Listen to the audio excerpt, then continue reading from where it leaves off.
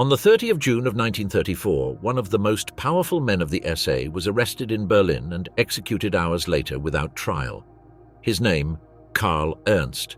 His body was buried in a common grave. His wife never again saw him. Ernst had not been born as a paramilitary chief. His life began in the working-class neighborhoods of Berlin and took him to the clandestine world of male prostitution in Hamburg and in clubs like the Eldorado. There he built contacts, networks, and loyalties that propelled him until becoming chief of the SA in Berlin-Brandenburg in command of more than 30,000 men. His closeness to Ernst Röhm converted him into a key figure of the Berliner streets and into an inevitable target when Hitler decided to eliminate the leadership of the SA. Why did the regime need to erase Ernst? What secrets converted him into a threat for Hitler? How did a Berliner prostitute end up executed as a traitor of the Reich? Hidden origins, Hamburg and the forbidden business. On the 1 of September of 1904, in the Berliner district of Wilmersdorf, was born Karl Ernst into a working-class family. His father, a veteran of the Imperial Cavalry, worked as a private bodyguard after the collapse of the Empire. His mother Martha maintained the home while the German economy collapsed under the weight of the Treaty of Versailles. During his childhood, he attended the Volksschule in Wilmersdorf and Grunewald. Ernst did not stand out academically, but he completed his basic education without particular incidents. Finished the elementary school, he followed a commercial apprenticeship between 1918 and 1921, orienting himself toward the export trade. His entry into the labor world coincided with the devastating German hyperinflation. In 1923, salaries converted into worthless paper in a matter of hours. Workers who received payments in the morning could not buy bread in the afternoon. Young men like Ernst found themselves trapped in an economy where stable jobs had disappeared practically completely. This precarity forced him to accept occasional jobs: commerce employee, bank assistant, temporary secretary, and bellboy in Berliner hotels. This last occupation resulted significant because bellboys had privileged access to rooms and direct contact with wealthy clients. They functioned as discreet intermediaries between guests and prostitution networks, evaluating the needs of foreign tourists, businessmen, and officials who required sexual services. Ernst, young, tall, and of athletic build, understood quickly the economic opportunities. The testimonies from police archives describe him as an active part of the male prostitution circuit that operated in Berlin and Hamburg during the 1920s. Berlin and Hamburg functioned as epicenters of European homosexual life. The paragraph 175 of the German Penal Code criminalized homosexual relations, but the practical application depended on local and economic factors. In Hamburg, the large port attracted sailors, international merchants, and tourists who created constant demand. In Berlin, the cultural environment generated spaces where male prostitution operated with relative protection. The local police frequently tolerated these activities in exchange for information, bribes, or political favors. Existed bars, cabarets, and clubs where male prostitution formed part of the regular offer. The tolerance arose from economic pragmatism, not from liberal principles. For Ernst and thousands of young Germans, prostitution did not represent a moral choice but a survival strategy. Ernst developed skills to identify potential clients among hotel guests and visitors of nightclubs. In Berlin, he worked as a doorman in homosexual clubs, including the celebrated Eldorado, an internationally known cabaret where transvestite artists, foreign clients, officials, and members of the police gathered. The doorman selected who entered, maintained internal order, filtered reliable clients, and participated directly in the sexual trade. This position granted Ernst visibility among regular clients and allowed him to establish a network of contacts that transcended the purely commercial. In these spaces, he met militants of the Sturmabteilung, the paramilitary organization of the National Socialist Party. Ernst Röhm, chief of the SA, was known in private circles for his homosexuality and for surrounding himself with young men who combined militarized discipline with intimate relations. Paul Röhrbein, a homosexual activist with Nazi links, served as a connection between Ernst and Röhm's circle. His physical presence and reputation in the nightlife scene provided him access to people who combined emerging political power with a clandestine sexual life. Thousands of unemployed young men constantly moved to the big cities seeking sustenance. In railway stations, near port docks, and in popular neighborhoods developed organized networks of male prostitution that responded to local and international demand. The nightclubs offered protection against legal repression and spaces of anonymity where sailors, tourists, businessmen, and police mixed. This social mix created economic opportunities but also constant risks. Male prostitution adopted diverse forms. Existed street prostitution in parks and stations characterized by quick transactions and low rates. In parallel, operated select prostitution in private cabarets, where young men were presented to clients of higher status. Ernst integrated into the second sphere, which explains his later capacity to establish influential connections. His work at the Eldorado provided him protection that street prostitution, subjected to police raids and organized violence, did not have.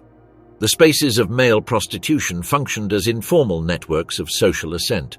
An attractive young man could contact businessmen, artists, politicians, and officials. For Ernst, this environment constituted the bridge toward his future career in the SA. Intimate relations were components of a system of personal fidelities that would be integrated into paramilitary structures. Sexual and political loyalty intertwined in decisive ways for the movement. The experience of Ernst reflected the contradictions of the Weimar Republic. The German society criminalized homosexuality but allowed visible spaces for meeting, sexual commerce, and semi-public relations. This ambiguous tolerance arose from economic needs and limitations of the repressive apparatus. For young men like Ernst, this double game between formal illegality and practical tolerance represented the only form of subsistence. Ernst found in male prostitution a means of survival and a path of access to networks of political power. During the 1920s, political instability increased. The hyperinflation had ruined the middle class, and the confrontations between communists and nationalists multiplied. Young men from the nightlife circuit participated simultaneously in daytime political organizations. Ernst personified this double belonging, nighttime worker in the homosexual circuit and militant in nationalist groups that promised to restore the German order. His passage through male prostitution defined his social connections, survival skills, and future political loyalties. The limits between marginality and politics diluted in a republic where survival demanded constant adaptability. From marginal to street soldier, the rise in the SA. The transition of Ernst from the Berliner nightlife scene toward organized paramilitary structures occurred during a period of violent escalation in the German streets.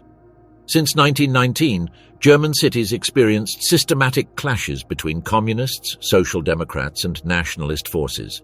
The paramilitary youth groups recruited massively among the unemployed, offering collective identity and direct channeling of urban violence. Karl Ernst entered the Sturmabteilung in 1923, the same year of the failed Munich Putsch that led to the temporary prohibition of the Nazi organization. During this period of illegality, Ernst remained active in related structures like the Frontbahn and the youth group Wikingbund. This continuity allowed him to acquire practical experience in organizing marches, militarized discipline, and urban confrontation tactics while he maintained his jobs in the service sector. The SA differed fundamentally from the regular army by its open structure and minimal requirements. They did not demand prior military training nor specific educational credentials. Was enough to demonstrate disposition for physical violence and unequivocal loyalty to the party. In this context, Ernst resulted an effective intermediary because he knew both marginal environments and nightlife leisure circles where he could recruit young men without prospects. His recruitment base were precisely the spaces he dominated: popular taverns, nightclubs, gyms, and circles of unemployed young men. There he found ideal candidates to transform into street soldiers. His personal charisma and his established contacts with figures close to Ernst Röhm placed him quickly in a privileged position within the Berliner structure. Röhm valued specifically men like Ernst because they could quickly mobilize shock groups to impose Nazi presence in the streets. Röhm maintained a select circle of close associates who combined organizational political functions with intense personal loyalties. Ernst entered this circle and began to stand out for his immediate operational capacity. In 1930, coinciding with the significant electoral growth of the Nazi Party, the Berliner SA were reorganized completely. Ernst obtained direct command of the Sturm 33, one of the most violent and feared units of the capital. This group was formed by approximately 300 men with specific missions: systematic physical confrontation with communists, direct intimidation of political opponents, and armed protection of National Socialist rallies. The Sturm 33 developed a reputation for its calculated brutality. Ernst directed it with strict military discipline, but maintaining a direct and close style with the members. He recruited actively among unemployed young men and delinquents from working-class neighborhoods, offering immediate camaraderie, a distinctive uniform, and a sense of belonging to something powerful. The violence against communists and social democrats became a routine daily activity. The confrontations followed established patterns: organized attacks on bars frequented by left-wing militants, coordinated assaults on oppositional political meetings, and planned clashes during rival demonstrations. The police reports from the early 30s mention repeatedly the participation of the Sturm 33 in specific street disturbances throughout the Berliner geography. The visibility of these confrontations did not weaken the Nazi Party, but deliberately reinforced the image of unstoppable force that Hitler wanted to project. The strategy consisted in demonstrating that the Nazis could impose their will in the public space through organized physical superiority. In 1931, Ernst was promoted to chief of the entire SA group of Berlin-Brandenburg, being in direct command of more than 30,000 men. His meteoric rise in less than a decade, from nighttime worker to leader of one of the largest paramilitary formations in Germany, resulted from the precise combination of personal contacts with Röhm, demonstrated capacity for massive recruitment, and proven ability to organize violence-effective street. The specific relationship between Ernst and Röhm was determinant for this rise. Röhm trusted him not only for personal loyalty, but because Ernst represented the exact type of leader capable of connecting effectively with the most violent social base of the SA. While Röhm occupied himself with broad political strategies and negotiations with the party leadership, Ernst guaranteed immediate practical control of Berlin. The group under his command became a decisive political force in the capital during a crucial moment when daily confrontations between Nazis and communists defined the daily life of entire working-class neighborhoods. Ernst organized planned attacks with military precision, ensuring that the SA territorially dominated strategic neighborhoods of Berlin. His operational tactic consisted in permanently occupying specific taverns and cafes, organizing regular nighttime patrols in designated zones, and responding immediately with superior violence to any communist provocation. This territorial strategy was especially effective in working-class neighborhoods where political loyalty was defined through constant physical presence. The German Communist Party maintained its own paramilitary militias, the Roter Frontkämpferbund, with which the SA confronted systematically. These clashes occurred in rival demonstrations, simultaneous rallies, labor strikes, and even funerals of fallen militants. The strategic objective was to demonstrate physical superiority in the public space through direct confrontation. Ernst stood out especially in the organization of coordinated attacks that ensured Nazi dominance in disputed urban territory. His men responded to specific signal codes, used effective improvised weapons, and acted with a synchronization that impressed even hostile police observers. In parallel to these violent activities, Ernst maintained his personal closeness to the homosexual circle that directly surrounded Röhm. Although publicly Nazism promoted discourses of traditional Germanic morality, in practice many leaders of the SA lived with relative tolerance in private homosexual environments. For Ernst, this double world was not contradictory but complementary. The daytime political violence and the nighttime homosexual sociability reinforced each other through systems of personal loyalty that transcended conventional categories. His success depended precisely on his ability to navigate both environments without apparent conflict. In 1932, with the economic crisis deepening and unemployment reaching historic figures, the Berliner SA grew exponentially. Thousands of young men without work enlisted daily in search of regular food, a distinctive uniform, and organized camaraderie. Ernst was perceived as an accessible leader, capable of mixing personally with his men in local taverns and simultaneously directing large-scale operations with military effectiveness. His reputation as an organizer of the most aggressive units converted him into a mandatory reference figure for Nazi militants from all over Germany. Delegations from other cities visited Berlin specifically to study the tactics of the Sturm 33 and apply them in their local territories.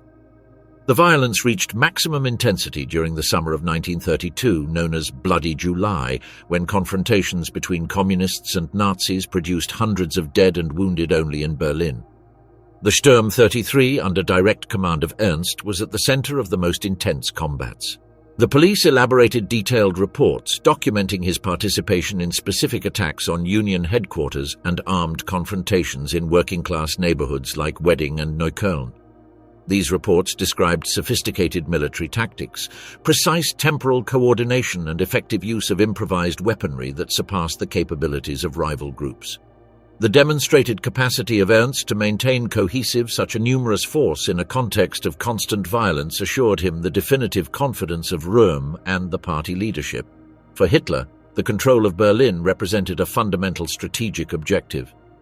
The work of Ernst as chief of the SA in the capital constituted a decisive factor in the preparation of the Nazi rise to power. In January of 1933, when Hitler was named Chancellor, Karl Ernst was already one of the most powerful and influential paramilitary leaders of the German capital. His territorial dominion of Berlin and his capacity to mobilize thousands of armed men situated him in a position of real power that transcended his formal rank within the SA. The plot against the SA, Hitler, the Reichswehr, and the fear of Röhm. The consolidation of power of Hitler after his appointment as Chancellor in January of 1933 generated unforeseen tensions within the Nazi movement itself. The SA, which had been decisive for imposing street presence and intimidating opponents, began to be perceived as a problem by key sectors of the new regime. By 1934, the Sturmabteilung gathered approximately 3 million members in all of Germany, far outnumbering the regular army limited by Versailles to 100,000 soldiers. Ernst Röhm conceived of the SA as the nucleus of a future popular militia that would completely replace the traditional armed forces. In internal speeches, he insisted repeatedly that the National Socialist Revolution could not stop at the conquest of formal political power. He demanded a second transformative phase that would include the total substitution of the Reichswehr by the SA as the main armed force of the state. This posture generated immediate alarm in the professional military commands. The Reichswehr, although limited numerically, constituted the most cohesive and technically prepared institution of Germany. Its generals were convinced that any attempt to replace them with a mass militia would mean the collapse of the German military apparatus and the definitive loss of serious war capability. Generals like Werner von Blomberg and Werner von Fritsch transmitted directly to Hitler that the loyalty of the army to the new regime depended absolutely on stopping the ambitions of Röhm. The army conserved the monopoly on modern weaponry and the real capacity for combat. If Hitler wanted to consolidate lasting power and prepare future military expansion, he imperiously needed its institutional support. The industrialists and big businessmen constituted another sector alarmed by the uncontrolled growth of the SA. These had financed and supported Nazism as an effective break against communism, hoping for political stability favorable for their businesses. The continuous street violence, the sporadic lootings, and the anti-capitalist rhetoric of some leaders of the SA put in doubt that expected stability. Röhm and radical sectors of the SA maintained an explicitly anti-capitalist discourse, demanding a second revolution that would redistribute wealth and eliminate class privileges. This language deeply unsettled those who had invested considerable resources in the Nazi rise. Influential industrialists like Fritz Thyssen actively pressured for the government to reduce the power of the SA and guarantee predictable economic order. Hitler found himself trapped between contradictory loyalties. The SA had been instrumental for his political success, imposing Nazi presence in the streets and systematically intimidating political rivals. Röhm, moreover, was a comrade from the early times with whom he maintained a personal relationship of years. However, Hitler needed to consolidate power against traditional elites, army, businessmen, and state bureaucracy. From 1933, Hitler began a strategic distancing from the SA. He needed the army for future military expansion plans and the industrialists to sustain the economy of the regime. The challenge consisted in neutralizing the power of Röhm without provoking a rupture that would destabilize the movement itself. Röhm, convinced of his organizational strength, continued to demand the integration of the regular army into the SA. In internal meetings, he insisted that the true revolution remained pending and that the SA constituted the historical instrument to realize it. Simultaneously, he maintained a personal life and an intimate circle that were known secrets. His homosexuality and his protégés were used systematically by internal enemies to discredit him. The rumors about conspiracies within the SA began to circulate intensively during the first months of 1934. Reports from military intelligence and security police presented Röhm as a direct threat who sought to displace Hitler through an internal coup. Although many reports deliberately exaggerated the facts, they were used to pressure the Chancellor toward definitive action. Heinrich Himmler and Reinhard Heydrich, in command of the SS and the police apparatus, began a systematic elaboration of dossiers on the activities of Röhm and his principal collaborators. Hermann Göring, as chief of the Prussian police, participated actively in the accumulation of evidence and rumors against the SA. The interest of these leaders was transparent: to eliminate the SA as an autonomous force and consolidate their own positions within the regime. Himmler wanted to convert the SS into a separate elite loyal only to Hitler. Göring sought to maintain absolute control over the police and the state repressive apparatus. The decisive pressure came from the army. In June of 1934, Hitler was formally warned that the Reichswehr would not accept rearmament plans, nor would it subordinate itself to the Nazi state while the SA maintained their demands of military absorption. The military loyalty, absolutely necessary for any expansion project, was explicitly conditioned on the elimination of the power of Röhm. Simultaneously, the business complaints and the internal opposition within the party itself increased systematically. Hitler understood that maintaining the SA in its current position meant risking the loss of support from sectors decisive for the consolidation of the regime. During the spring of 1934, the operation to neutralize the SA was meticulously prepared. Himmler and Heydrich provided fabricated reports that described Röhm as an active conspirator against Hitler. Göring put his police forces at disposal for coordinated operations. Hitler, after weeks of hesitation, accepted the strategic necessity of a violent purge. The decision was not communicated publicly, but was coordinated secretly among the sectors loyal to Hitler. Between May and June of 1934, detailed lists of SA leaders considered dangerous or potentially disloyal were elaborated. Röhm and his principal collaborators were marked as immediate priority targets. The operational plan consisted in attracting Röhm and his principal commanders to a meeting where they would be arrested without possible resistance. Meanwhile, in Berlin and other principal cities, the SS and the police would simultaneously eliminate the intermediate chiefs to completely dismantle the organization. Hitler scheduled a meeting of Röhm and the leadership of the SA at the Hotel Hanselbauer in Bad Wiessee, Bavaria. The meeting was scheduled for the end of June. Röhm trusted that there he could discuss directly with Hitler his plans for military reorganization. He was completely unaware that the meeting would be used for his arrest and subsequent execution. In parallel, Göring coordinated in Berlin the police forces to act simultaneously against the leaders of the SA in the capital. Among the names marked as priority targets was Karl Ernst, chief of the SA of Berlin-Brandenburg, whose territorial influence converted him into a fundamental target of the operation. During the last week of June of 1934, the political tension was palpable in leading circles. Contradictory rumors of conspiracies circulated throughout all of Germany. Röhm maintained confidence in his position of organizational strength. Hitler maintained public silence while he prepared the precise moment for the decisive action. The invisible coup, the capture and execution of Karl Ernst. On the 29th of June of 1934, one day before Hitler executed the purge that history would remember as the Night of the Long Knives, Karl Ernst found himself in a personal situation completely alien to the political tensions that were brewing. He had recently contracted marriage with a young Berliner woman, and they had planned a honeymoon in the Canary Islands.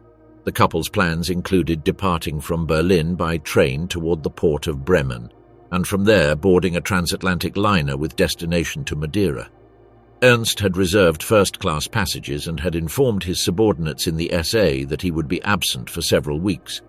His state of mind was optimistic, and he showed no signs of concern for his personal security.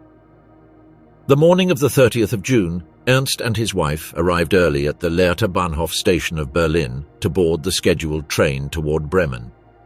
The platform was relatively empty due to the morning hour. While they waited for the boarding signal, a group of men dressed in civilian clothes approached directly toward them. The agents identified themselves as members of the Gestapo and presented an arrest warrant issued from the central offices of Hermann Göring. Ernst was informed that he must accompany them immediately for urgent interrogation. He was not provided details about the specific charges, nor was he allowed to communicate with lawyers or political contacts. Ernst asked about his wife and was informed that she would be released after verification of identity. The agents assured him that the arrest was a routine procedure and that he would be released in a few hours once certain administrative misunderstandings were clarified. Ernst did not oppose physical resistance and cooperated completely with the instructions. His wife was separated immediately and taken to different police dependencies where she remained detained during an interrogation that lasted several hours. She was released that same afternoon without receiving clear explanations about the situation of her husband. They informed her only that Ernst was being investigated for matters related to security of the state.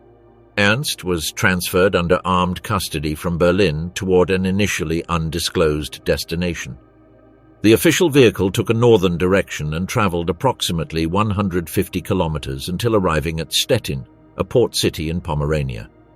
The choice of this place responded to criteria of operational discretion, far from the media attention of Berlin. During the journey, Ernst remained handcuffed and under constant surveillance of two armed agents. According to later reports, he maintained a cooperative attitude and repeatedly expressed his confidence that the misunderstanding would be clarified quickly. He asked several times about the specific nature of the accusations but did not receive definitive answers. Upon arriving at Stettin, he was confined in local police dependencies that had been prepared previously to receive political prisoners of high importance, according to orders transmitted from Berlin. The local authorities had been minimally informed about the operation and received strict instructions to maintain absolute silence. Ernst was housed in an individual cell without contact with other detainees. He was not allowed telephone communication nor correspondence. His personal belongings were confiscated and inventoried. He received basic food but did not have access to newspapers or information about external events. The hours passed without a formal interrogation occurring nor specific charges being presented.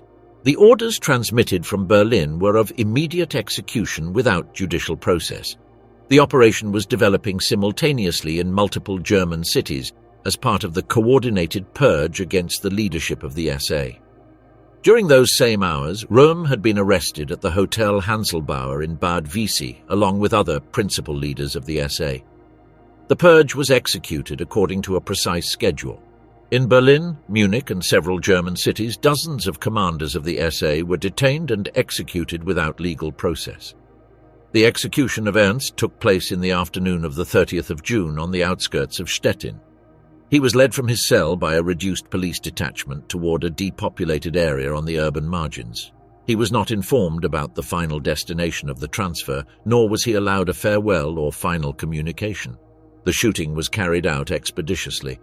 Ernst was placed in front of an improvised wall and executed by a platoon composed of local police and members of the SS transferred specifically for the operation. There was no military ceremonial, nor were last words officially recorded.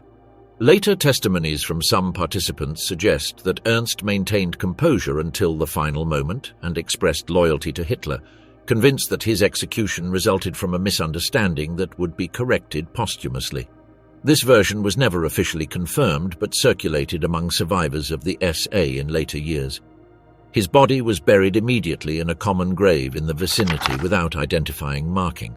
A formal death certificate was not elaborated, nor was the location of the burial officially registered.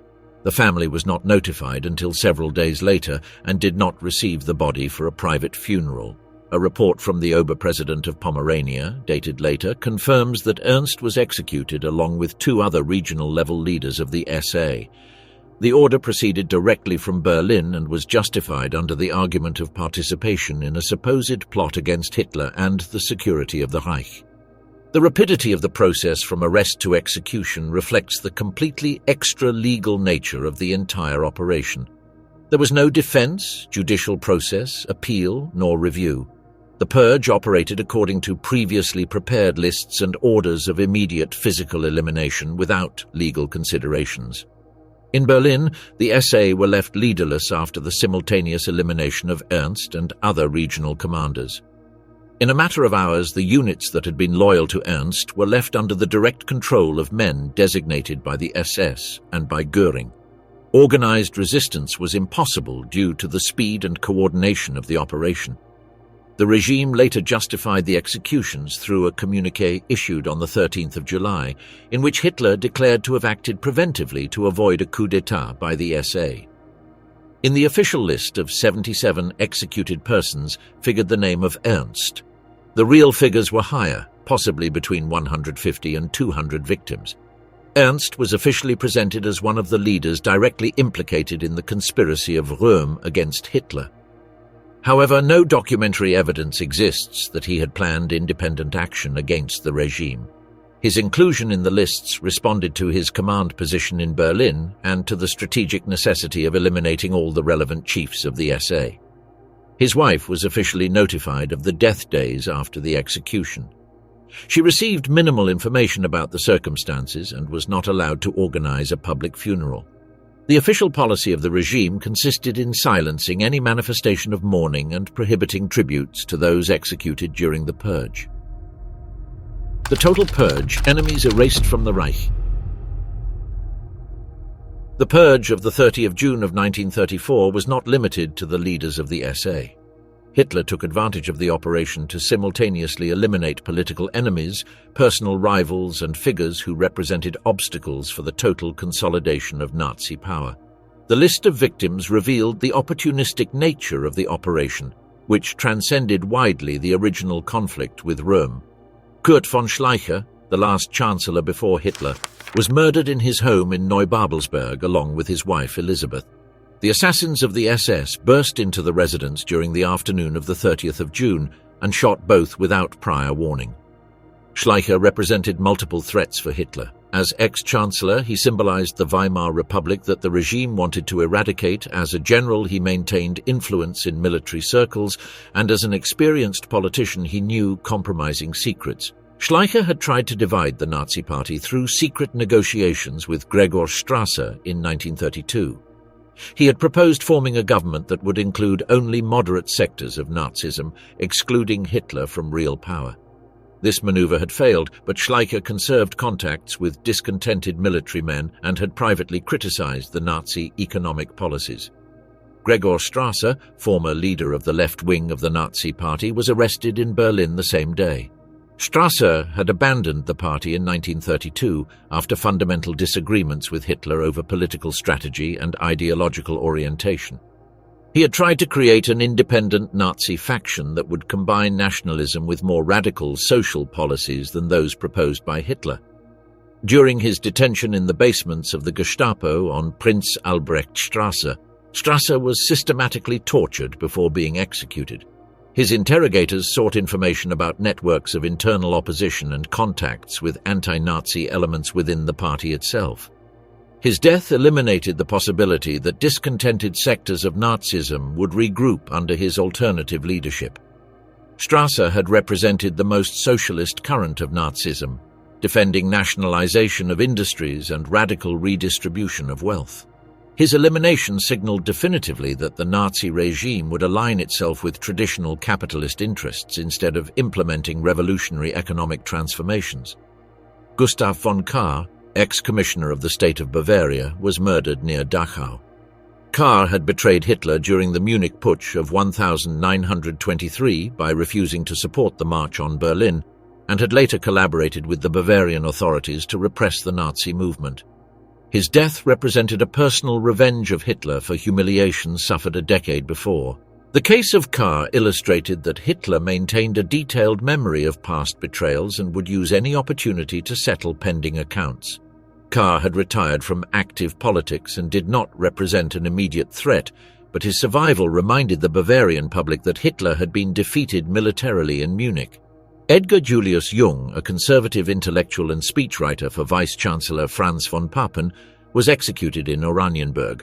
Jung had openly criticized the radicalization of the Nazi regime and had advocated for a traditional authoritarian conservatism that would limit the power of the party. His elimination sent a clear message to conservative intellectuals who maintained hopes of moderating Nazism from within. Jung had written the famous Marburg speech delivered by von Papen on the 17th of June, which criticized the Nazi permanent revolution and called for a return to conservative Christian values. The speech had generated expectations that the traditional conservatives could slow the Nazi radicalization, expectations that the death of Jung completely destroyed. Father Bernhard Stempfler, a Catholic priest who had helped Hitler to write Mein Kampf during his imprisonment, was murdered near Munich. Stempfler knew embarrassing details about the personal life of Hitler and had expressed growing discontent with the religious persecution initiated by the regime. His death eliminated an uncomfortable witness of the Nazi past who could reveal compromising private aspects.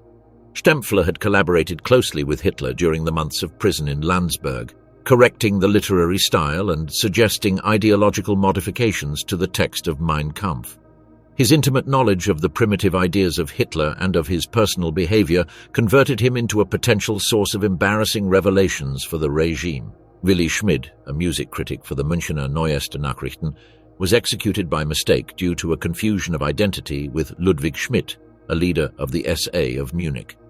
The accidental murder of Schmid illustrates the uncontrolled nature of the purge, where operational efficiency mattered more than precision in the identification of targets. The death of Schmid was never officially recognized as an error, and his family received silent economic compensation with the condition of not mentioning publicly the real circumstances. This case demonstrated that the regime was willing to eliminate innocence rather than admit operational errors. Erich Klausener, leader of Catholic Action and an official of the Ministry of Transport, was murdered in his office in Berlin. Klausener had delivered critical speeches about Nazi paganism and had defended the rights of the Catholic Church against the state. His elimination formed part of the Nazi offensive against organized political Catholicism. Klausener had organized the Catholic Congress of Berlin in June of 1934, where he had delivered speeches implicitly critical of the regime. His position as a public official and Catholic leader converted him into a symbol of the potential resistance of the Church against the Nazification of German society. Herbert von Bose, press secretary of Vice-Chancellor von Papen, was executed in the Reich chancellery. Bose had written critical materials about the Nazi radicalization and had collaborated in the preparation of the Marburg speech. His death constituted a direct warning to von Papen about the consequences of continuing to oppose the regime. The execution of Bose in the main governmental building sent a specific message to conservative officials. No official position offered protection against Nazi violence if they opposed the directives of the party.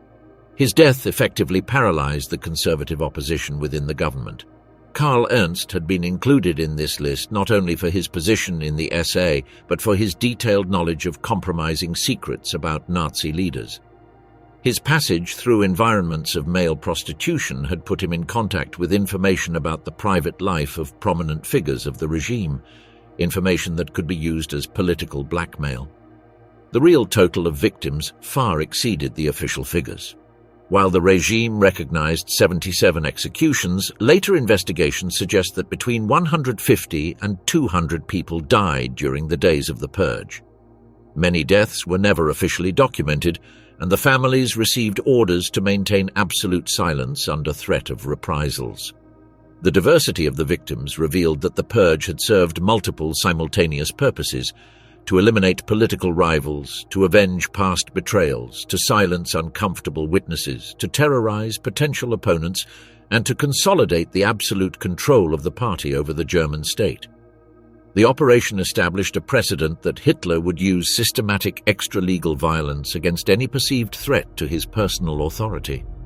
Official lie, the fabricated discourse of the regime. The process of elaborating the lists of victims for the purge of the 30th of June revealed the meticulous and opportunistic nature of the Nazi operation. During the preceding weeks, Heinrich Himmler and Reinhard Heydrich coordinated the collection of names from multiple sources. The SS maintained detailed files on potential political enemies, internal rivals of the party, and figures considered problematic for the regime. The criteria for inclusion varied according to immediate political considerations. Some names were added for representing direct military threats, others for possessing compromising information, and several more for reasons of personal revenge. Hermann Göring contributed with Prussian opponents, while regional commanders of the SS provided local candidates. Hitler personally reviewed the lists during secret meetings in the Chancellery. Later, testimonies described sessions where he eliminated or added names according to momentary impulses, remembering past betrayals or anticipating future problems. Rudolf Hess coordinated information between party agencies, centralizing reports from the Gestapo and reports from the SS. The Nazi propaganda machinery activated immediately to build a coherent narrative that would justify the deaths before the German public. Joseph Goebbels coordinated a massive media campaign presenting the purge as a heroic action of Hitler to save the nation from a treacherous conspiracy. The German newspapers received detailed instructions on how to report the events. Völkischer Beobachter published articles describing a vast conspiracy of the SA to assassinate Hitler and deliver Germany to foreign powers. Evidence of contacts between Röhm and French diplomats was fabricated, presenting the executions as national defense. Der Angriff concentrated on moral aspects, denouncing the sexual decadence of executed leaders. Detailed articles described homosexual orgies and financial corruption, establishing a connection between personal immorality and political treason. The regional press adapted messages to local audiences. In Bavaria, revenge against Kahr was emphasized. In Prussia, the elimination of Republican elements. German radio broadcast special programs where announcers explained the conspiracy to massive audiences. Supposed secret meetings of conspirators were dramatized and falsified letters were read that implicated Röhm in coup plans. These transmissions reached millions of German homes simultaneously. Posters and pamphlets flooded German cities showing caricatures of Röhm as a degenerate traitor. The iconography combined symbols of homosexuality with images of national treason, reinforcing associations between sexual deviation and political disloyalty. These images were massively distributed in public spaces. The international reaction to the purge was immediate and mostly negative. The British press described the events as a return to medieval barbarism. The Times of London published editorials comparing Hitler to historical tyrants and questioning German civilization. The Manchester Guardian denounced the murders as a systematic elimination of opponents. French newspapers presented the purge as confirmation of the dangerousness of the Nazi regime. Le Figaro published detailed analyses on the instability of the German government and the implications for European security. The French press interpreted the events as a sign of internal weakness that could be exploited diplomatically. American media expressed alarm over Nazi methods.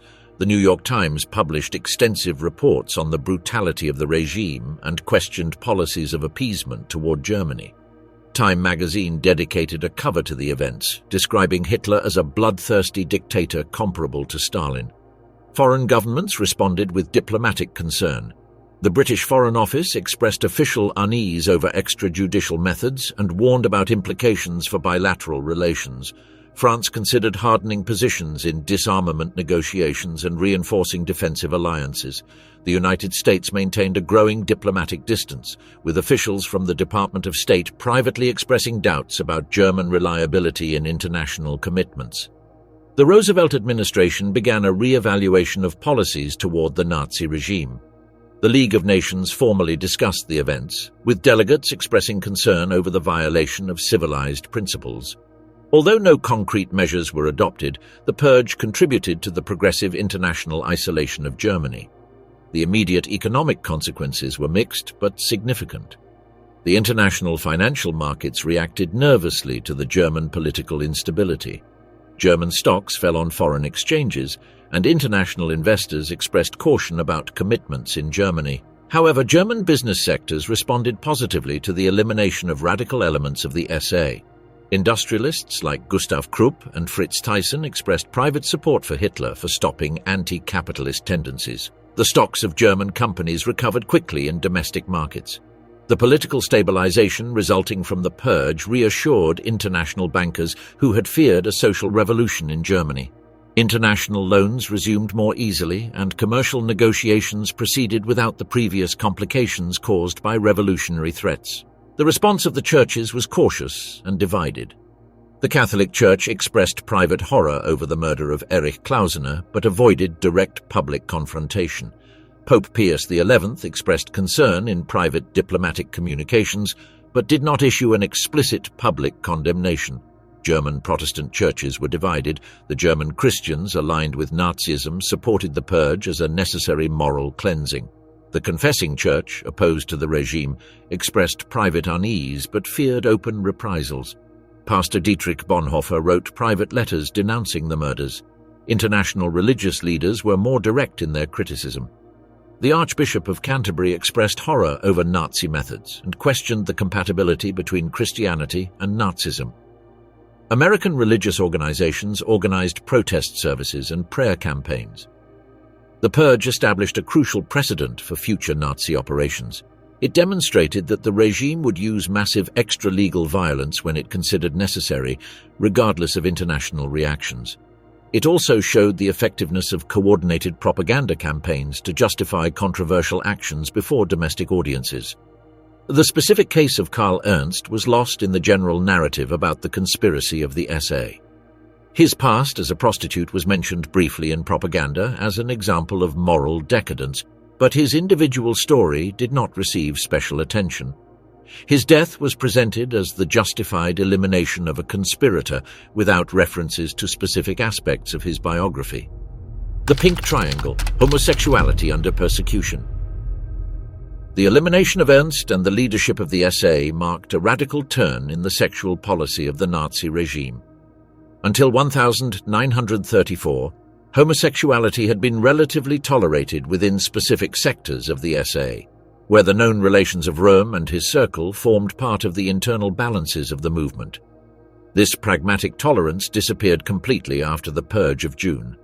Heinrich Himmler immediately assumed the leadership in the ideological redefinition of homosexuality as a direct threat to the racial state. The SS, under his absolute control, imposed a policy where homosexuality was catalogued as a biological treason to the Aryan community and a fundamental obstacle for the necessary racial reproduction. The paragraph 175 of the Penal Code, which already criminalized homosexual relations since the 19th century, was significantly reinforced in 1935. The new wording expanded the legal definition to include any act considered objectively lewd between men, eliminating the need to prove specific penetration and allowing convictions based on minimal circumstantial evidence. This legal expansion coincided with a systematic intensification of police persecution. Thousands of men were arrested under accusations related to homosexuality during the following years. The raids were meticulously organized using informants, surprise house searches, and systematic surveillance of known meeting places. Himmler created in 1936 the Reichszentrale zur Bekämpfung der Homosexualität und Abtreibung, a centralized institution to coordinate the national repression. From this office, extensive blacklists were elaborated, inter-regional police operations were coordinated, and systematic documentation on homosexual networks throughout German territory was developed. The persecution was not limited to civilians, but extended intensively to military personnel, public officials, teachers, and any person in a position of authority. The simple denunciation or suspicion was enough to initiate an investigation that frequently resulted in professional ruin, imprisonment, or deportation to concentration camps. The homosexuals deported to camps wore a pink triangle as an identifying badge. Their living conditions were particularly harsh because they were systematically marginalized even by other prisoners and subjected to special punishments designed specifically for them. The mortality rates in this group were extraordinarily high compared to other categories of prisoners. Medical experiments were performed on interned homosexuals, including attempts at hormonal conversion and surgical castration. These procedures were presented as scientific research to develop methods of curing homosexuality that could be applied on a broad social scale. The transformation after 1934 was crucial for this systematic process. The elimination of Röhm and figures like Ernst served as a historical justification that homosexuality inherently constituted political treason. The official propaganda permanently associated homosexuality with conspiracy, corruption, and disloyalty to the state. This association was not accidental but strategic. The regime used the fate of the leaders of the SA as a public warning that the previous tolerance had definitively ended. Homosexuality ceased to be a manageable secret in closed circles to become an automatic reason for physical elimination. The SA were completely restructured after the purge. The new designated leaders had to demonstrate absolute conformity with the sexual ideals of the regime and submit to continuous surveillance over their private life. Any suspicion of homosexual behavior resulted in immediate dismissal and frequently an arrest. This restructuring extended to all organizations of the party and the state. The SS developed sophisticated internal surveillance systems to detect homosexuality among its own members. Procedures for anonymous denunciation were established, and the denunciation of suspicious behaviors was rewarded. Nazi propaganda began to use homosexuality as a political weapon against internal and external enemies. Any opponent could be accused of homosexuality regardless of real evidence. This tactic resulted especially effective because the accusation alone was enough to destroy reputations and justify persecution. The symbolism of the end of Ernst acquired multiple meanings within the regime. His rise from male prostitution to a position of power in the SA, followed by his sudden elimination, demonstrated that characteristics that had facilitated the rise later became reasons for elimination. The execution of Ernst was not presented publicly as a punishment for homosexuality, but as the elimination of a political conspirator. However, in internal circles of the party, his known homosexuality was used as an explanation for his natural treason and a posthumous justification for his elimination. Between 1933 and 1945, approximately 100,000 men were arrested under charges related to paragraph 175. Of these, approximately 50,000 received formal convictions. Between 5,000 and 15,000 were deported to concentration camps where the specific conditions of internment resulted in massive mortality. The contrast with the period before 1934 is fundamental to understand the transformation. During the first years of the Nazi movement, the homosexuality of figures like Röhm and Ernst had been known but tolerated for pragmatic reasons. After the purge, that same characteristic retroactively became evidence of inevitable treason. The elimination of Ernst symbolically marked the end of an era where homosexuals could occupy positions of influence within Nazi organizations. His personal fate embodied the transition of the regime from pragmatic tolerance towards systematic persecution as a policy of state. After 1934, homosexuality in the Nazi discourse appeared exclusively as a stigma used against enemies. The figure of the homosexual conspirator was permanently established in the mythology of the regime as an explanation for internal betrayals and threats against racial purity. Heinrich Himmler gradually consolidated the SS as an elite corps using the repression of homosexuality as a central mechanism of discipline and social control.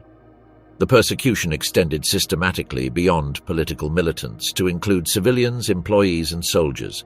The minimal suspicion was enough to completely destroy lives. Homosexuality transformed into an absolute taboo within the Nazi regime. The name of Karl Ernst disappeared from official records, party publications, and the collective memory of the movement. His physical elimination was accompanied by a symbolic elimination that erased his existence from the official history of Nazism.